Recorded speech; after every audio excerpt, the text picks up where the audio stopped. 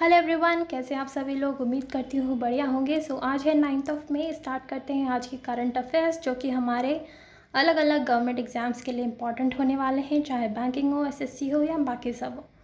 सो बिना देरी के शुरू करते हैं पहली न्यूज़ के साथ, जो कि है अमूल से रिलेटेड।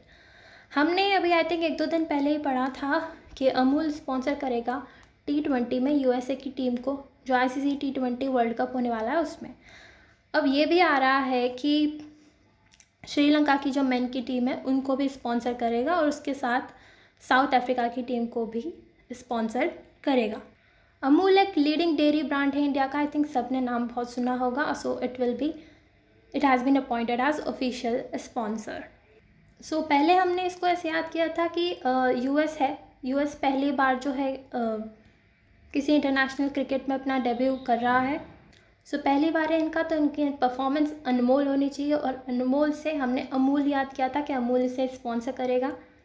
और बाकी कैसे याद होगा, तो ऐसे याद कर सकते हो। साउथ अफ्रीका है, वो अमूल के पास जाएगा और बोलेगा कि अमूल भाई, आपने यूएसए की टीम को तो स्पॉन्सर किया, जबकि वो तो डेवलप्ड नेशन है, हम तो इतने डेवलप्ड भी नहीं है, हमारा कौन ध्यान रखेगा। तो अमूल ने कहा कोई बात नहीं यार भाई साहब, हम करेंगे ना, आप चिंता क्यों कर रहे हो। तो इन्होंने कहा हम आपको स्पॉन्सर कर देंगे।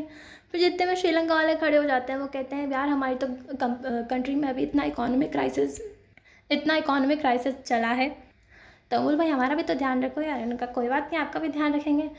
तीनों का, श्रीलंका का, साउथ अफ्रीका का, यूएसए की टीम का स्पॉन्सर कौन है? अमूल है। और ऐसा कुछ हुआ नहीं था, जो मैंने अभी स्टोरी बनाई वो सिर्फ याद करने के लिए थी। ठीक है, वेरी गुड, पढ़ो आगे। फिर पढ़ते हैं Asian open pickle ball championship से रिलेटेड। अब कुछ के दिमाग में तो ये आ रहा हो पिकल बॉल ये क्या होता है। तो पिकल बॉल एक तरीके का टेनिस जैसा ही कुछ गेम होता है। ये देखो, इसमें छोटा सा नेट होता है, और टेनिस जैसा कोई बड़ा रैकेट नहीं होता, इसमें से छोटा सा ही रैकेट टाइप होता है, और साथ में प्लास्टिक की बॉल होती है उसमें, जिसमें छेद हुए हुए होते हैं, और छोटी सी जगह में ही खेलते हैं, छोटा सा नेट होता है। तो इस तरह से इसको खेला जाता है। होप थोड़ा बहुत आइडिया मिल चुका होगा कि पिकल बॉल होता क्या है। So Asian open pickle ball championship हुई वियतनाम में, और वहाँ पे इंडिया ने 3 गोल्ड और 2 ब्रॉन्ज जीते हैं। और जो 3 गोल्ड हैं वो डबल डबल वाले में है, चाहे मिक्स डबल हो, वुमेन डबल हो, मेन डबल हो, तो ये तो ऐसे याद हो जाएगा। और जो 2 ब्रॉन्ज है वो सिंगल सिंगल में है, women single, men single. Mix double में है प्रियंका छबड़ा, सचिन पहवा। विमेन डबल्स में ईशा लखानी और ये कुछ अजीब सा नाम है, पाई चुआन काओ। मेन डबल में अनिकेत पटेल और रोहित पाटिल। विमेन सिंगल में अगेन प्रियंका छाबड़ा, और मेन सिंगल में विजय मेनन। अब याद कैसे करना है? याद ऐसे कुछ कर लो यार, जैसे में पिकल आ रहा है ना, पिकल यानी अचार होता है, तो 3 तो गोल्ड के अचार के डब्बे इमेजिन कर लो, 2 ब्रॉन्ज के इमेजिन कर लो, ऐसा कुछ सिली सा। और इन सब में लड़ाई हो रही है, हम पहले खाएंगे अचार, हम पहले खाएंगे अचार। वियतनाम बोलता है वेट ना, वेट ना, ऐसे करते हैं ना, वेट ना, रुको ना यार, वेट ना। सो वहाँ से वियतनाम आ जाएगा। सो आई होप इतना तो तुम्हें याद हो गया होगा। और उसके अलावा ये सब जो नाम है ना, अब ये बहुत सारे नाम है, इसको एक एक को याद कराने बैठेंगे तो टाइम हो जाएगा। आई थिंक तुम्हारे सभी के ग्रुप में कोई ना कोई प्रियंका नाम का, सचिन नाम का, ईशा, रोहित, अनिकेत, ये सब नाम के होंगे। उनको इमेजिन करके देख लेना, वो अचार के लिए लड़ रहे हैं इस तरह से, क्योंकि मेरे फ्रेंड सर्कल में तो हैं ये सब नाम के। तुम उन्हीं को इमेजिन करो, तुम भी ऐसा कुछ इमेजिन करके याद कर लेना, और आई थिंक ईजिली याद हो भी जाएगा। और ये छोटी मोटी ट्रिक से फटाफट याद हो जाता है, और तो बाकी डायरेक्ट हो जाए तो भी कर लो, सिंपल है। ठीक है, बढ़ो आगे। अब आते हैं बॉक्सिंग चैम्पियनशिप पे। सो ASBC एशियन बॉक्सिंग चैम्पियनशिप हुई अंडर-22 और यूथ बॉक्सिंग की। कहाँ पे? Astana, Kazakhstan. ठीक है, ये एक सेंट्रल एशियन कंट्री है ना। उसमें इंडिया को मिले 43 मेडल्स, और 43 मेडल्स के साथ इंडिया आया सेकंड नंबर पे, और कज़ाकिस्तान आया फर्स्ट नंबर पे विद 48 मेडल्स। ये बातें हमें याद रखनी है। ठीक है, अंडर-22 में हमने 21 मेडल्स जीते, और यूथ बॉक्सिंग में हमने 22 मेडल्स जीते हैं। 12 गोल्ड, 14 सिल्वर और 17 ब्रॉन्ज आए हमारे पास। सो 12, फिर इवन नंबर 14, फिर 16 आना चाहिए था, लेकिन 17 लिख दिया क्योंकि 43 पूरा कोटा करना था ना। सो 12 गोल्ड, 14 सिल्वर, 17 ब्रॉन्ज और बाकी 21, 22। अंडर 22 में 21 है और यूथ बॉक्सिंग में 22 हैं। ये भी आई थिंक याद हो ही जाएगा, इतना टफ नहीं है। और ऐसा कोई अपन को ताना देता है, ताने मारते हैं लोग, तो मन करता है ना उसको मुक्के ही मारे। हालांकि मारना मत, बस मन करता है ना दिमाग में। सो ताना से अस्ताना याद हो जाएगा। अस्ताना कजाकिस्तान की कैपिटल है। सो अस्ताना में बॉक्सिंग चैंपियनशिप होती है, बॉक्सिंग में ही तो मुक्के मारते हैं। तो ये सिंपली तरीके से थोड़ा बहुत आइडिया लग जाएगा और बाकी चीज़ें अपने आप याद हो जानी चाहिए। ओके, बढ़ो आगे। अब बढ़ते हैं वेस्ट नाइल फीवर की तरफ। ये एक तरीके का फीवर है जिसके कुछ केसेस पाए गए केरला में, इस वजह से हमारे लिए इम्पॉर्टेंट हो जाते हैं। मोस्टली तो कहाँ पे पाया जाता है? मोस्टली पाया जाता है Africa, Europe, middle east, north America में। अभी हमारे इंडिया में भी केसेस आए गए और ये मस्कीटो की बाइट से होता है। ठीक है, स्प्रेड किससे होता है? मस्कीटो की बाइट से। कौन से मस्कीटो? क्यूलेक्स मस्कीटो के नाम से। और इसीलिए क्योंकि मस्कीटो की नाम वजह से होता है, तो गवर्नमेंट ने सभी डिस्ट्रिक्ट को कहा कि एक तो आप सतर्क रहिए और हेल्थ डिपार्टमेंट ऑफिशियल्स को कहा कि वेक्टर कंट्रोल मेजर्स इंटेंसिफाई करो इसको प्रिवेंट करने के लिए, क्योंकि मस्कीटो नहीं रहेंगे तो अपने आप ये वाले फीवर नहीं होंगे। और होता किससे? वेस्ट नाइल वायरस से होता है। हाँ, हालांकि 80% लोग तो कुछ सिम्टम्स ही शो नहीं करते हैं, तो इतनी कोई घबराने की बात भी नहीं है। लेकिन हाँ, कुछ कुछ केसेस में बहुत सीवियर भी हो जाता है कि ब्रेन पे बहुत ज़्यादा इम्पैक्ट पड़ जाता है, कि ये कहना है WHO का। तो थोड़ा ध्यान तो रखना ही है। ठीक है, और जो ये वायरस है वो फ्लेवी वायरस जीनस का है। सिम्टम्स की बात करें तो फीवर होगा, हेडेक होगा, जॉइंट पेन, बॉडी एक, vomiting, diarrhoea, rashes like dengue में जैसे रैशेस होते हैं ना, वो सब होंगे। तो कहीं ना कहीं डेंगू जैसे ही इसके सिम्टम्स हैं, तो याद करना आसान हो जाएगा। उसके अलावा कुछ इन्फेक्टेड लोग, मैंने कहा कि ब्रेन में भी उनके कुछ इम्पैक्ट देखने को मिलता है और इसकी कोई वैक्सीन नहीं है फ़िलहाल।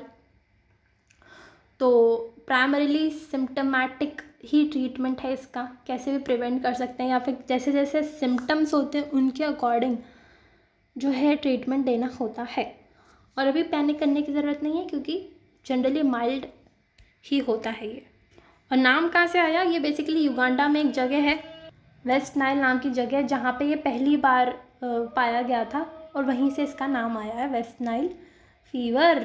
अब बढ़ते हैं रशिया की तरफ। रशिया में व्लादिमीर पुतिन फिर से प्रेसिडेंट की तरह प्रेसिडेंट बन गए हैं बेसिकली, और इनका नाम आई थिंक सबको रटा हुआ होगा, ये तो याद कराने की बिल्कुल ही ज़रूरत नहीं है। और 6 ईयर की टर्म के लिए हुए हैं, 5th टाइम वापस बने हैं। और कैपिटल क्या है? मॉस्को। ये भी सिंपल है, ये तो बचपन से पढ़ रहे हैं। करेंसी क्या है? रूबल है। र से रशिया, र से रूबल। Very good. तो इसमें तो कुछ भी याद कराने का नहीं है, अपने आप खुद पढ़ोगे तो। फिर आता है मैड्रिड ओपन पे। मैड्रिड ओपन में जो वुमेन सिंगल्स था उसमें जीता इगा स्विएटेक ने, जो कि पोलैंड की खिलाड़ी हैं, और मेन सिंगल्स टाइटल जीता ऑड्रे रुबलेव ने, जो कि रशिया के खिलाड़ी हैं।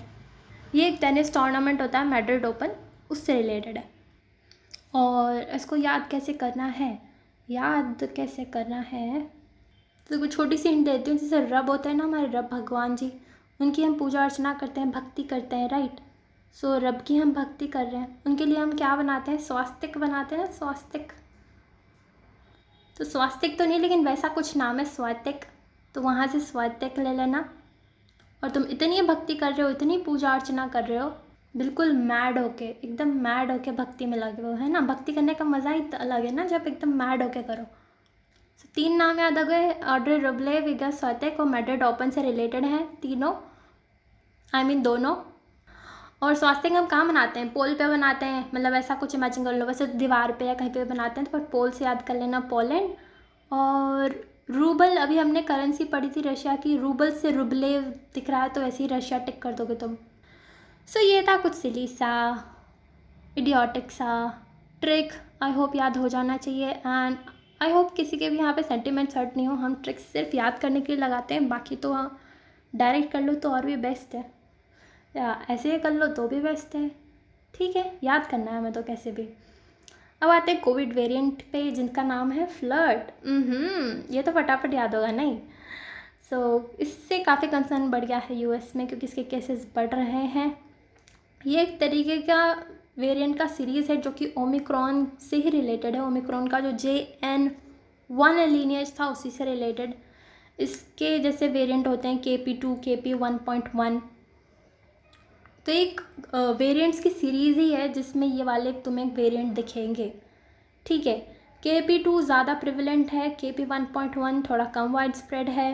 म्यूटेशंस काफ़ी दिख रहे हैं, मतलब वायरस अपने आप को बहुत जल्दी जल्दी बदल रहा है, जिससे कि ये काफ़ी कंटेजियस हो सकता है। हालांकि अभी हॉस्पिटलाइजेशन रेट्स लो हैं, तो इतनी चिंताजनक बात नहीं है। और इसका तो नाम ही काफ़ी इंटरेस्टिंग है, तो ये तो फटाफट याद हो जाना चाहिए तुम्हें, है ना। और सिम्टम्स ओमिक्रॉन वेरिएंट्स जैसे ही हैं, बॉडी में पेन होगा, फ्लू होगा, फीवर होगा, डाइजेस्टिव इश्यूज़ होंगे, ठीक है। और इंडिया में हालांकि इसका कोई केस नहीं आया अभी तक तो। और फ्लर्ट नाम कहाँ से आया, फ्लर्टिंग से मत समझ लेना तुम इसको। फ्लर्ट नाम आया है कि एक्चुअली कुछ म्यूटेशंस के कुछ साइंटिफिक नेम्स होते हैं और ये फटाफट म्यूटेट कर रहा है ना, चेंज कर रहा है अपने आप को अपने आप ही, तो इसीलिए इसका नाम रख दिया फ्लर्ट, ठीक है। सिंपल, ये तो याद हो ही जाना चाहिए। अब पढ़ते हैं no objection certificate for export of drugs. Basically जो ड्रग्स हम एक्सपोर्ट करते हैं ना, उस पर सर्वेलेंस काफ़ी बढ़ता जा रहा है इंडियन ड्रग्स पे।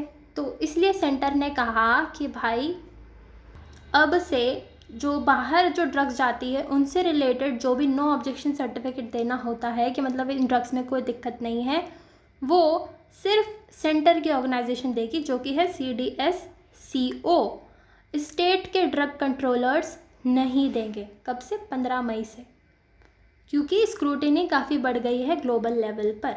सो लाइसेंस अथॉरिटी कौन होगी अब से? सिर्फ central drugs standard control organisation, ठीक है। ये कौन है? तो ये एक एपेक्स अथॉरिटी है जिसका काम होता है ड्रग्स रेगुलेशन से रिलेटेड। आती किसके अंदर है? तो directorate general of health services से, ministry of health and family welfare. बनाई किस एक्ट के अंतर्गत गई? Drugs and cosmetics act 1940। हेड कौन होते हैं? तो drugs controller general of India. Drugs control आ रहा है, इसमें भी ड्रग्स कंट्रोल, ये तो फटाफट याद हो जाएगा। Headquarter new Delhi, simple. और इसके काम क्या होते हैं? ऑफ कोर्स एक तो हमने पढ़ लिया कि ड्रग्स वगैरह के लिए अप्रूवल देती हैं, उसके अलावा स्टैंडर्ड्स वगैरह कुछ सेट करते हैं, ड्रग्स कैसी होनी चाहिए कैसी नहीं होनी चाहिए। इंपोर्ट जो करते हैं हम ड्रग्स को, उसकी भी क्वालिटी चेक करने का इनके पास रिस्पॉन्सिबिलिटी होती है। उसके अलावा क्लिनिकल ट्रायल्स कंडक्ट करना, ड्रग्स को बैन करना, कॉस्मेटिक्स से रिलेटेड डिसीजंस इनके होते हैं, ताकि ट्रांसपेरेंसी मेंटेन हो, अकाउंटेबिलिटी हो, यूनिफॉर्मिटी हो इनकी सर्विसेज में, और जो भी मेडिकल प्रोडक्ट्स होते हैं वो सेफ़ हों, एफिशिएंट हों, क्वालिटी के हों, जिससे कि हमारी ह्यूमन हेल्थ ख़राब नहीं हो। ये इनके कुछ ऑब्जेक्टिव्स होते हैं। सो इतना ही था आज के सेशन में। आई होप आपको समझ में आया होगा। Thank you so much. Have a nice day.